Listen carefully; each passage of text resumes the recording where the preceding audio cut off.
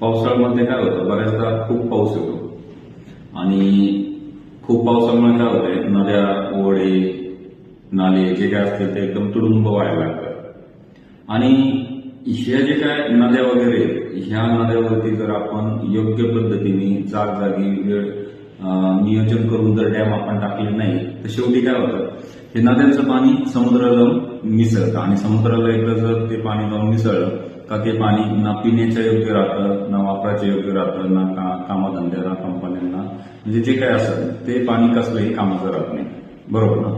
मग तो एवढा पाऊस होऊन आपल्याला ते पाणी वापरण्याजोगं राहत नाही, बरोबर ना.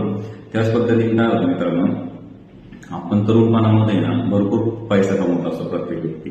बऱ्याचदा भरपूर लोकांकडे गेल्याच्या नंतर खूप लोक असे म्हणतात की आमच्याकडे खूप पैसा आला पण तरी आमच्याकडे काही शिल्लक नाही, बरोबर ना. हे कशामुळे होतं मित्रांनो, की ज्यावेळेस आपण पैसा कमवत असतो ना, त्या नद्यांना ज्या पद्धतीने डॅम टाकला पाहिजे वेगवेगळ्या पर्पजसाठी, त्याच पद्धतीने आपण ज्यावेळेस पैसा कमवतो त्या पैशालाही असे छोटे छोटे डॅम टाकले गेले पाहिजे आपण भविष्याच्या दृष्टिकोनातून. त्यामुळे ते काय होईल, तो पैसा वेळीच बाजूला निघल आणि त्यातनं आपल्याला आयुष्यातील जे काही गरजा आहेत त्या पूर्ण होतील.